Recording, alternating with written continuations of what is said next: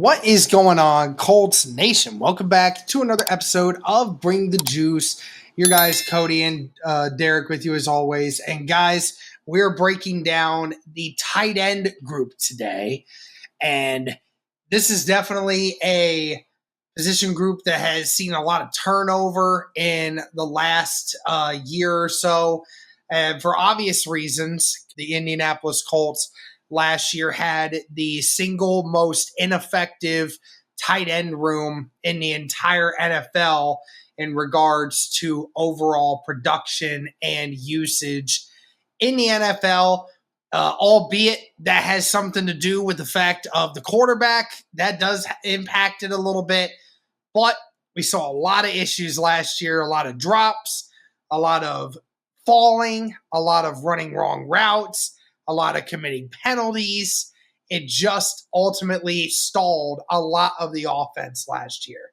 Now, we're hoping that the guy that we first introduced on this list is going to provide that spark that is going to magically make all those problems disappear. And that is Tyler Warren. Again, Cody, we've been talking about Tyler Warren even before he got drafted here.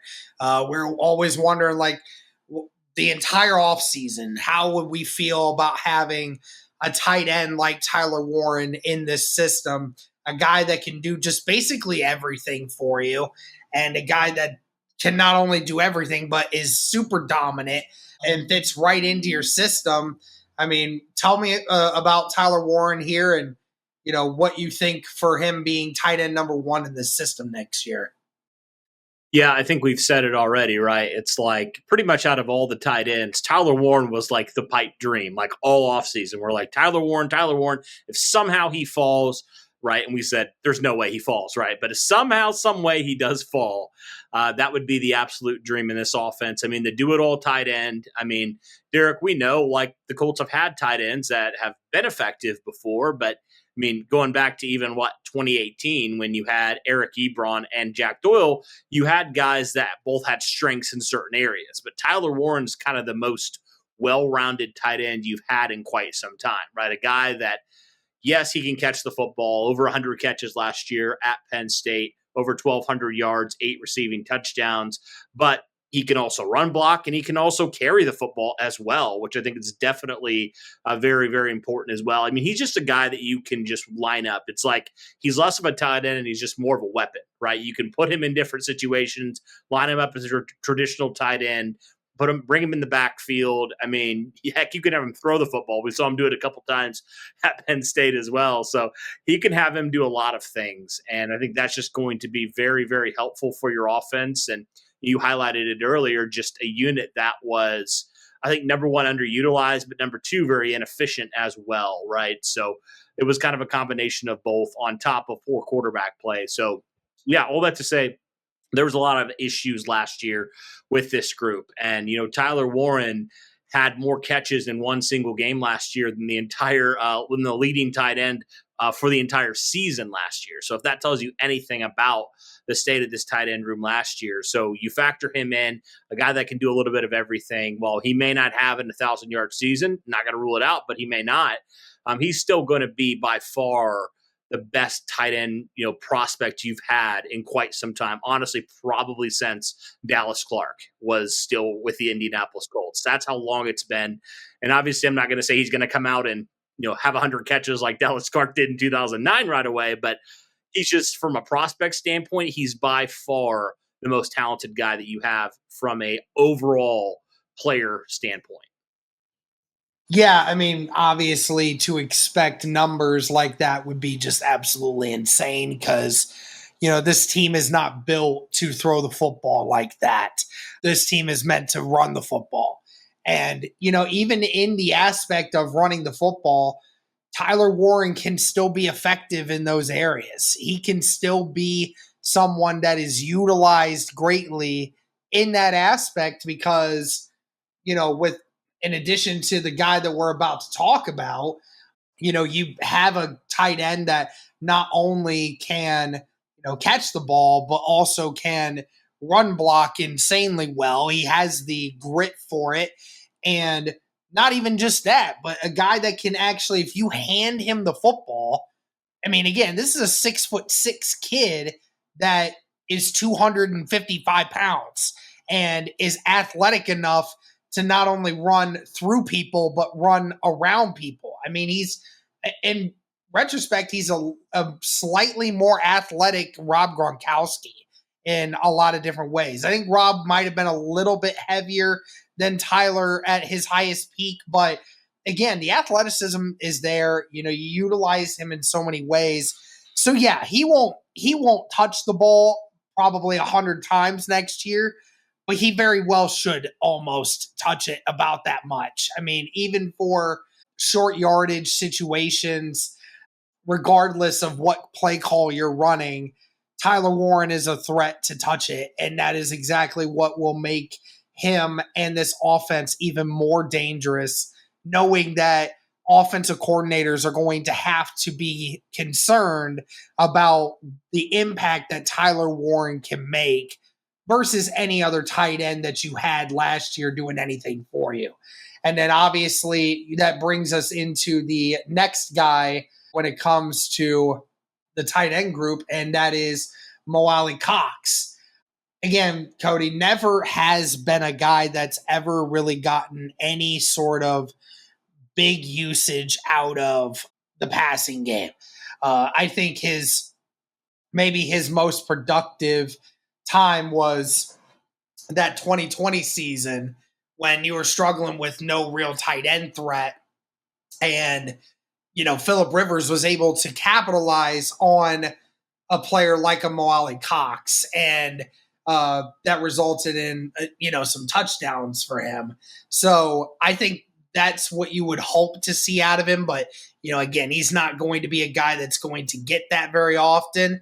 But again, you brought him back on a short deal or on a small deal, and this is just a guy that he's one of the better run blocking tight ends in the league, and he fits the role that you want him in. Yeah, no doubt. I mean, like you said, we know what Mo is. I mean, he's a big guy. He's 6'7", 265, 270, somewhere around there. He has limited upside as a pass catcher, but what he does very well. I mean, he does exactly what you want him to do. He run blocks his butt off. I think he's one of the best run blocking tight ends in all of football, to be honest with you, and a big reason why the Colts have been able to run the ball as efficiently as they have the last number of years, whether it's Jonathan Taylor, whether it was Marlon Mack, whether it was somebody else. It's because players like Alie-Cox were able to do what they needed to do to seal off the edge and be able to create those lanes for those runners, right? So, yeah, he's never going to do anything crazy in terms of the passing game, like you said. His best season in 2020 where he didn't even have 400 yards receiving. So he is very limited as a receiver, but he can be good for a couple catches per game if needed, right? We know he can do that. I mean, he's got the physical tools to do it, right? So sometimes you can just throw it up. He can just come down with it because he's so darn big as a pass catcher. So, yeah, but overall, he's not going to be the main guy receiving the football. And I think that's just fine, honestly, Derek. But yeah, Mo's a guy that you like to have. He's Mr. Reliable when it comes to run blocking. And I mean, we talk all the time about how important it is to be able to establish the run, and having a player like Alie-Cox on your roster who's been able to help do that, I think is really, really huge for your group. So, yeah, love Alie-Cox still. Glad you were able to bring him back on a reasonable deal because I think he definitely is a part of this cog of this running game for sure. Yeah, absolutely. Now we move into some more of the pass catching guys here. Number 3 tight end, presumably Drew Ogletree, again, a 6th-round draft pick in the 2022 draft class. In both seasons with the Indianapolis Colts in both 23 and 24, had 9 catches in each season, averaged out at 14 yards a catch, has had 3 touchdowns in those first 2 years. Cody just really hasn't, hasn't really done a whole lot for the Indianapolis Colts. You felt pretty strongly about him in 2023. I honestly felt like he could have been utilized a lot more in the aspect that you were trying to find a guy who was again, another 6'5", 260-pound guy that is a mismatch for any sort of guy out there that's, not even close to his size. But the Colts have just never really figured out what to do with him. And as well, he's had some issues. Last year was the penalties, multiple games where he had some very costly penalties that stalled drives. And I think that also kind of shorted his time a little bit. And of course, with Kylan Granson also, who was on the roster last year, and is no longer on the roster. But I mean, what do the Colts do with Ogletree right now? Yeah, him and the other guys we're going to be talking about are going to be quite interesting because I really don't know. I mean, I think he's shown flashes of being able to be a solid receiving guy and just an overall tight end. But you're right, like the stats haven't really shown it. I felt like last year he definitely had some issues. I mean, all the tight ends did, let's face it. But, there was a couple times where there were some blunders from him. So I'm not really sure. He's kind of going to be in that mix, I think, for tight end 3, to be honest with you, with a couple other guys we're going to talk about right now. But I think all these guys we're going to talk about, Derek, I could take them or leave them, to be honest with you. I think that we don't really know right now. And that's a competition we don't talk about because it's third tight end. Who the heck cares? But I will be slightly fascinated to see who does win it. But I do think Ogletree, like you said, he's younger. He's got some talent for sure. So could he be a guy that potentially, does push for that tight end 3 position? Because he also can run block as well. He's got the size to do it, right? So, yeah, he's a guy I'm very fascinated with, and I just don't quite know how to place him right now. Yeah, it'll be interesting to see how that all works out. Yeah, it's going to depend upon the offense this year and how that works. But another guy that, again, hasn't really seen much of the field at all since being drafted, and I think a lot of people are surprised, is Will Mallory. Was a 5th-round draft pick in the 2023 draft class, and unequivocally enough, was the fastest tight end in that draft class. And a lot of people thought, Will Mallory was going to burst into the scene because, in 2023, we saw a couple times where Gardner Minshew was able to find him. He was able to make a couple catches, nothing fancy, but you thought, okay, he showed a couple things here and there, maybe with just how the tight end room has been for this team, that Will Mallory will be given a chance. But really, Cody hasn't been given many chances. And I wonder what that says about Will Mallory in a sort of testament of, Drew Ogletree isn't used a lot. Kylan Granson had drop issues. Alie-Cox is virtually a non-existent pass catcher at this point. What does that say about Will Mallory not being able to find any sort of spot in this passing offense in any way? Mm-hmm. And now you have Tyler Warren coming into the mix, who for sure is going to be the tight end number 1. So what's going to happen? Will Mallory this year also? I mean, how much play time does he get, if any at all? All right. I don't know if there's really a role for him, to be honest with you, but I think he will firmly be in that tight end 3 competition because, like you said, he's got some sort of talent in terms of he's fast. He's the fastest tight end out of that draft, like you said.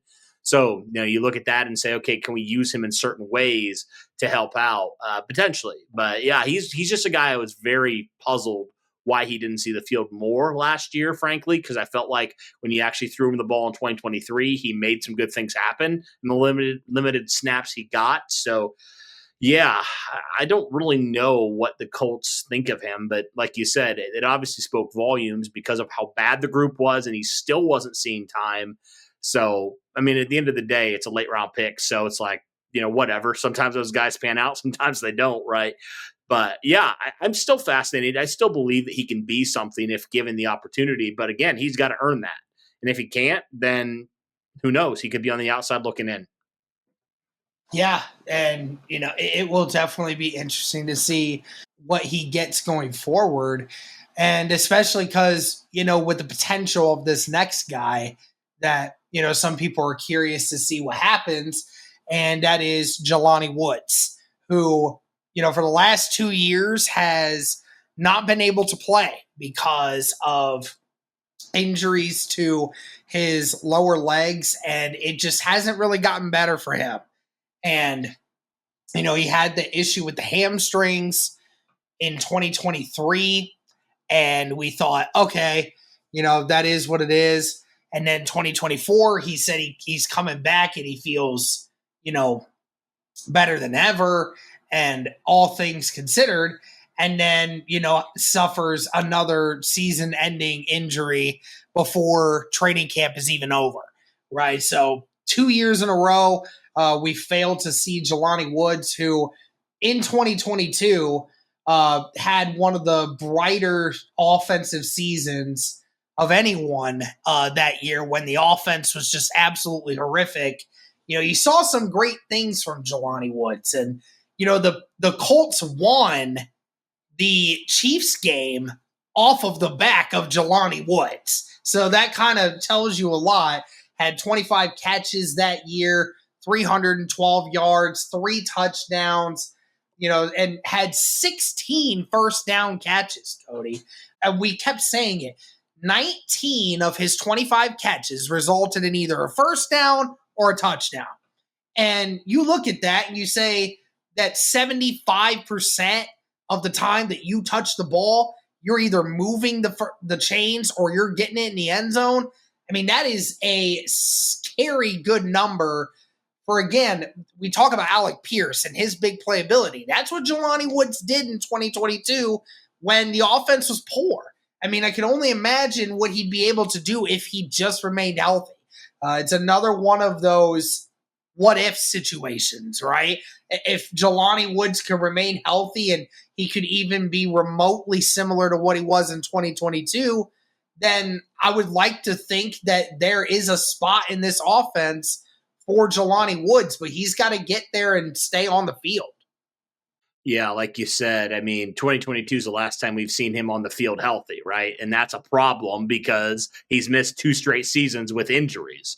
And we have not seen Jelani Woods on an actual football field. We've seen him at training camp, but outside of that, we haven't seen him in an actual NFL setting in over 2 years now, which is definitely very concerning. And there's a reason why the Colts now, drafted Tyler Warren as high as they did, because he hasn't been available. But you're absolutely right. Like, when he has been right, which has not been often, but the 1 year that he was right, we saw what he was capable of. Like you said, that Kansas City game, multiple receiving touchdowns in that game that helped you. The game winner, he had 2 receiving touchdowns in that game. And then as the season went on, you started to see him perform a little bit more. Even in like that Pittsburgh game, that was his best game as a pro. He had 8 catches for 98 yards in that game. So definitely a guy that, if he is healthy, we know the physical tools are all there. Like, there's no question about that. The physical tools, they're there for him. But the problem is he just hasn't been on the field to display those physical tools at all, which has just been a real frustrating thing, I'm sure, for Jelani and for Colts fans as well. So, yeah, I don't know. Maybe I'm crazy, but the talent's still there. The talent's still there. And until Jelani Woods is not on the roster, it's hard for me to completely say, I forget the talent. Forget it. But I totally acknowledge that he has given us very little reason to trust that he can be on the field come week 1. But if he can, in a limited role, because he's not going to be the starter, you saw he can be special in the right situation. I mean, like we talk about most physical traits, Jelani's physical traits are better than that. And he was a 10 out of 10 RAS guy. So it's all there for him.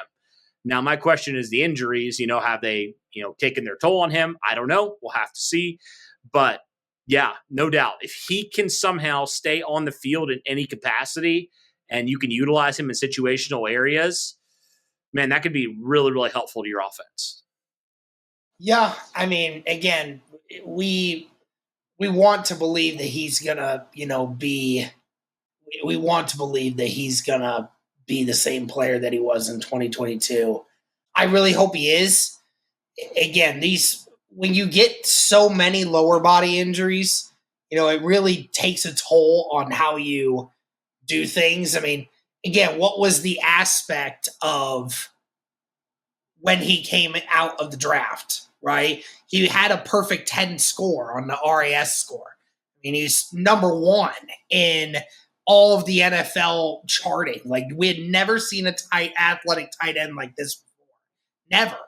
And, that was his saving grace, because overall, as a tight end, he didn't have really much of anything that really made you think this guy was going to be a great tight end. Just only the fact that he was such an athlete that at some point, if he's developed correctly, he can figure it out. But, he had the hamstrings, and then you get the knees, and it's like the more his body just keeps breaking down. I mean, I do wonder how much of that athletic ability is going to be squandered. How much of it is going to, go away, because after a certain point, are you just going to be another big body that, like a Alie-Cox, that just doesn't really do anything for the offense because you lost the one aspect of your game that made you unique, in the fact that you were so athletic for your size? Yeah, no doubt. That is my biggest question is it lost? Has he lost it? Has the injuries, have they added up the last 2 years? I don't know. We don't have an answer. I mean, they have taken their toll in the fact that he hasn't played on the field. And also, like, is he going to be the same player he was a couple of years ago? Not actually playing in NFL games, NFL settings. There's a lot of question marks there. But, the good thing is about this tight end room is we actually have an answer on tight end one for the first time in a while. And outside of that, there is still potential with this group outside of Tyler Warren.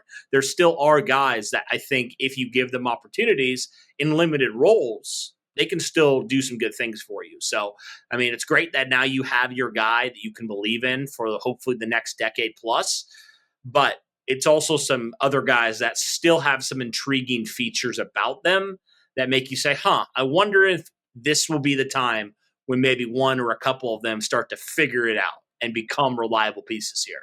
So I'm not ready to give up on these guys, but certainly a lot of questions outside of Tyler Warren with this group, especially some of these young guys that haven't fully fulfilled and lived up to the potential that we thought they could live up to. So we'll have to see, Derek. Yep, absolutely. Well, that's going to do it for this one, guys. That's us breaking down this tight end room. Be interesting to see how all of that breaks down during training camp. But that'll do it for this one. Thank you guys again so much. And as always,